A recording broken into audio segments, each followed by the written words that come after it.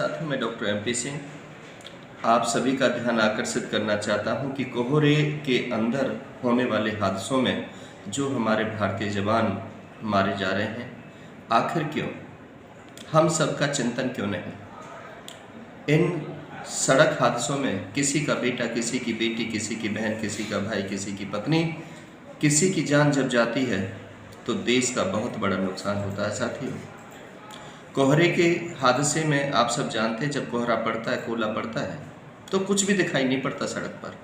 तो सबसे पहले तो हमें लेन ड्राइविंग करनी चाहिए और हाई बीम पर नहीं, लो बीम पर हमें रखना चाहिए। फॉग लाइट गाड़ी में लगवा लेनी चाहिए। रेडियम प्लेट हमारी गाड़ी के आगे पीछे दाएं बाएं होनी चाहिए ताकि और लोगों को पता चल सके।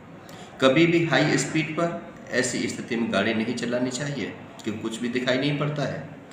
जब फॉग पड़ रहा हो तो किसी भी गाड़ी को हमें जंप करके बाहर जाने की कोशिश नहीं करनी चाहिए। सड़क पर जो सफ़ेद पट्टी और पीली पट्टी होती हैं उनका ध्यान रखना चाहिए। जब भी सड़क के किनारे कोई नदी हो या नाला हो या कोई गड्ढा हो तो वहाँ पर गाड़ी की बहुत धीमी गति रखनी चाहिए। जहाँ सड़क पर अंधेरा हो, ऊपर से कोई भी लाइट ना चल रही हो, ऐसी स्थिति में आपको बहुत कम स्पीड पर गाड़ी को चलाना चाहिए।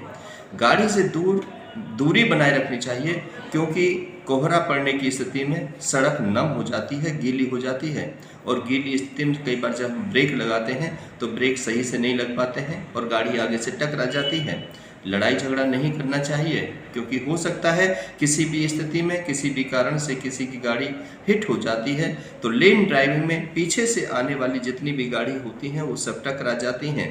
साथियों, हम इन विशेष नियमों पर जब हम चलेंगे तभी हम सड़क सुरक्षा की बात कर सकते हैं। सड़क सुरक्षा जीवन रक्षा। हम सबको यदि बचना है, हम सबको अपने देश को मजबूत करना है तो हमें निश्चित तौर पर इन नियमों को अपनाना होगा और कोहरे में जो हादसे के अंदर सड़क हादसे में जो मरने वालों की संख्या है उसको कम करना होगा। ये सिर्फ ये मत सोचिए कि सड़क हादसे में लिखी थी, उसकी लिखा ऐसा कुछ भी नहीं होता है। ये सब हमारे अपने कर्म होते हैं कि जागरूकता का परिचय जब हम नहीं देते हैं तब किसी की मौत हो जाती है और उस मौत के भी अंदर जब हम उसको नज़दीकी अस्पताल नहीं पहुंचाते हैं और हम अपनी यात्रा पर पहुंच जाते हैं तो भी उसकी मौत हो जाती है क्योंकि हमें इंसानियत तो है ही नहीं। यदि हम इंसानियत को अपना लें और दूसरे के दर्द को अपना दर्द समझ लें, सिंपैथी की जगह एम्पैथी को अपना लें तो हो सकता है कि मरने वाला चाहे वो किसी भी जाति का है, किसी भी धर्म का है, किसी भी लिंग का है, किसी भी वर्ण का है, साथियों इस देश की धरोहर है, इस देश में उसका बहुत बड़ा योगदान है।